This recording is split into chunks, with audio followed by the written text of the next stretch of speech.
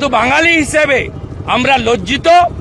এমন একজন ভারতকে রিপ্রেজেন্ট করতে যাচ্ছে যাকে পাসপোর্ট ইডির কাছে জমা রাখতে হয়, কোর্ট থেকে অনুমতি নিয়ে বাইরে যেতে হয়। এই রকম একটা টেন্টেড স্ট্যাম্প চোরকে, যার সম্পত্তি ইডি সিজ করে,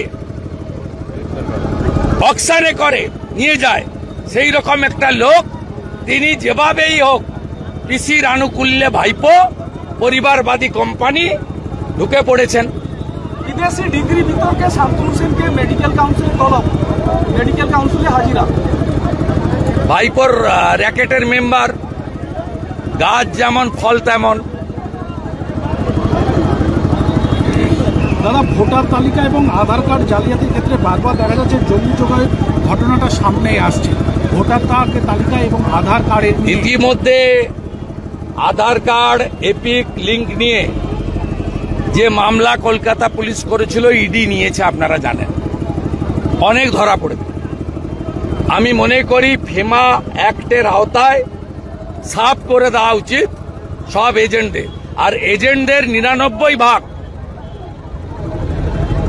বিশেষ শান্তি বাহিনীর লোক ওরা, আর নইলে তৃণমূলের লোক, মমতার শান্তির ছেলে সব।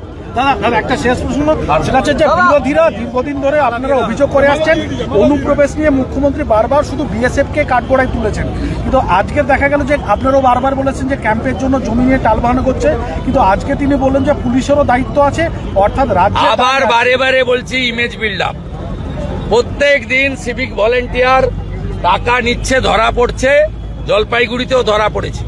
এই বীরাঙ্গনা মহিলা যেভাবে বরানগর পুলিশকে কার্যত যেভাবে তার সাহসের পরিচয় দিয়ে নেকেট করে দিয়েছেন, মানে তাদের এই যে চৌর্যবৃত্তিকে ওপেন করে দিয়েছেন, এই জায়গায় দাঁড়িয়ে মুখ্যমন্ত্রী বুঝেছেন যে এই ভিডিও ক্লিপটা লক্ষ 70-80 লক্ষ লোকের কাছে পৌঁছেছে। তাই আজকে রাজীব কুমারকে বসিয়ে রেখে পুলিশকে ড্যামেজ করছে নিজের ইমেজ বিল্ড আপের জন্য। 14 বছর পুলিশ মন্ত্রী, আর চোরেদের রানীর নাম হচ্ছে মমতা ব্যানার্জি। যে যত চুরি করবে, ভোট চুরি হতে পারে, কয়লা চুরি হতে পারে, গরু পাচার হতে পারে, পাথর চুরি হতে পারে, গাড়ি থেকে তোলা হতে পারে।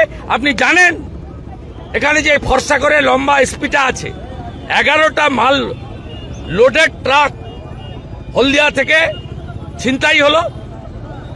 গত 1 মাসে 11টা লোডেড ট্রাক হলদিয়া ছিনতাই হলো। আপনারা এই খবর রাখেন না, করেনও না। সেই কারণে এইসব কথা হচ্ছে। ভোট সামনে বর্ষা, তারপরে দুর্গা মায়ের পুজো, কালী পুজো, তারপরে শীতের পরেই, শীতের জামা খুলতে না খুলতেই ভোটের বাজনা। এবং গতবারে এই জেলা মমতাকে হারিয়েছে, এবারে গোটা বাংলা উনাকে প্রাক্তন করবে। সবাই ready. No vote to Mamata, no vote to Mamata. আমাদের ভিডিও ভালো লাগলে লাইক এবং শেয়ার করুন। কমেন্ট সেকশনে গিয়ে জানান আপনাদের মতামত। আরো ভিডিও পেতে আমাদের চ্যানেল সাবস্ক্রাইব করুন এবং প্রতি মুহূর্তে খবরের আপডেট পেতে প্রেস করুন বেল আইকন।